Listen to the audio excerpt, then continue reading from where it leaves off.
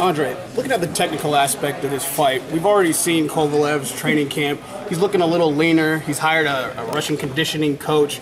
He seems to think that gassing out was really his only big problem. What other problems do you have in not winning that fight? And are you making any adjustments? Or, like you said, after the fight, are you looking just to have the 13th round? I mean, I'm going to always make adjustments. You know, I make adjustments from day to day in sparring, you know, so I'm going to make adjustments. I can't, you know, come in the same way. I welcome him making whatever changes he needs to make. I hope he's at his best this time so we can have all the excuses off the table.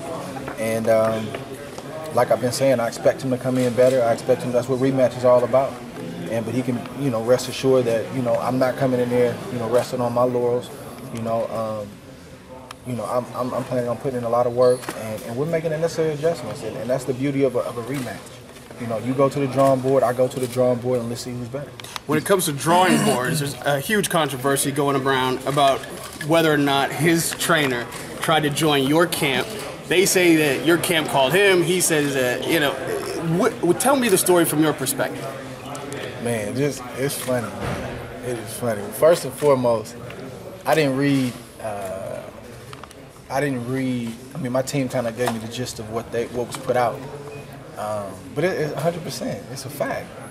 Like, just think of the logic, okay? Just real quick. Just think of the logic of us coming up with the bright idea to call him out of the blue and try to pluck his head trainer, knowing that it's going to be a rematch.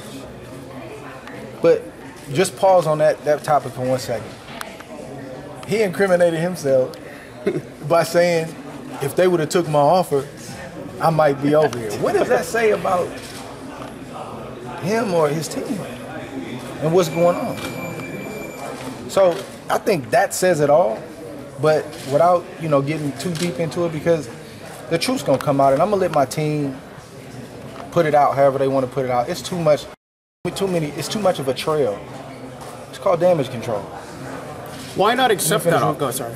Well, first, let me just give you the real gist of it. How you know, my attorney has a relationship with John David. They've got some fighters that they work with together, et cetera, et cetera. And before the fight, they didn't do much talking. Obviously, it was what it was. And then after the fight, you know, he reached out and just started complaining about the way he was being treated. You know, he was complaining about the fact that whoever the Russian coach was, I don't know, that he wasn't able to talk in the corner, that right before he walked out to the ring, he was told he can't talk after a certain point in the fight, which I think everybody saw, and that he couldn't even understand the guy that was talking, so he didn't know the instructions that were being given to Kovalev. He was talking about how just Kovalev is just nasty with him. And, I mean, how would I know that? He talked about how he would love to join our team because he seemed like good people, and Andre seemed like a good person to work with, and I don't think, you know, I think I would get along with Virgil. So when he brought that up, my team did what they were supposed to do. They vetted the situation. You know, they told me about it. Virgil's moving around training fighters, so he and I hadn't had a chance to talk. And as we deliberated about it, you know, they went back and forth and talked or whatever. Then I think he came with some outrageous demand money-wise, and my team was like, listen, man, like, it's not going to happen. Like, in other words, we're doing you a favor, like bringing you in. You know, I respect John David. He's a former fighter, former champion. And, you know, with him saying the way he was being treated, I'm looking at it like, look, man, like, you obviously were on the other side, and I didn't take personal the stuff you were saying before the fight, but let's see if it makes sense. Now, only problem with that is once I digested it, it don't take a rocket scientist to figure out if you're doing this to your top man, I can't trust you in the gym. And that's basically the conclusion me and Verge came to in about 2 minutes. Once we finally did get a chance to talk, we both agreed.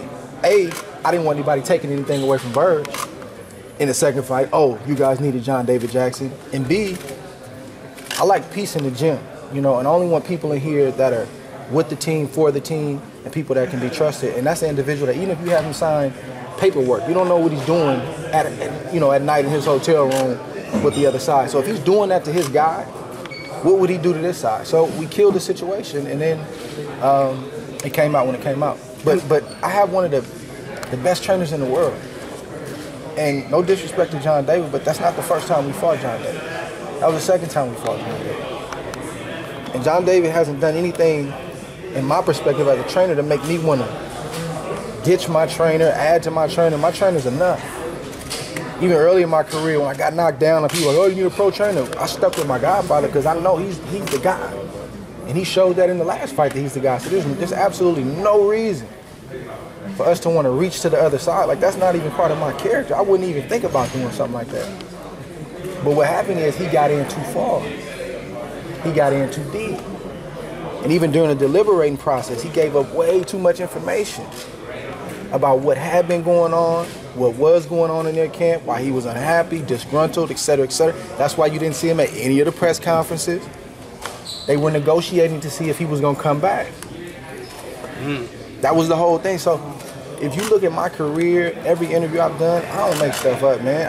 I don't play games. I'm a straight shooter. Like, that's a fact. That happened. Now, how they handle and deal with it on their side, that has nothing to do with me. But the reality is him being a former fighter, he broke a cardinal rule. You don't do that. This is a very sacred place, the gym. What happens in the gym stays in the gym. And I feel like even if you had a situation, that's one thing if he broke ties and said, I'm done, you know, I would love to come over there and these are the reasons why, and he never went back, you can kind of respect that more, but playing both sides, we're not going to fall for that. And that's why we didn't accept him on the team. And lastly, there's always tension between two fighters when they're going to fight.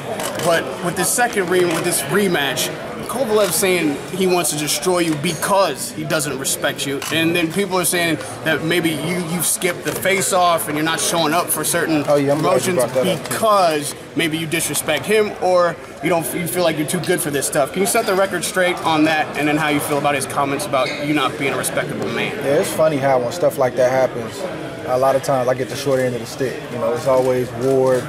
It's never the benefit of the doubt, or it's rarely the benefit of the doubt, or maybe he had a good reason to not be there. I've never no-showed anything in my career, ever. We're talking about coming up on a 13-year career in November. I've always been a professional. I do my obligations. I try to do them to the best of my ability.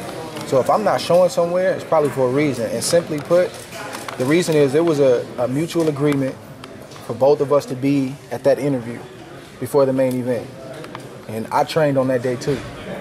Left here, got my food on the road, got stranded at the airport for 3 hours, didn't bail and go, stayed, rushed my way to the fight, got there, no Kovalev. He didn't show. He broke the agreement. So my team said, hey man, we don't know if he's gonna be here tomorrow. I'm not gonna have you out here another extra day playing these kind of games. Go home and get some rest. And that's what I did. So I came, I packed for 2 days. He didn't show up, so he broke the agreement. So we're not playing those kind of games, you know?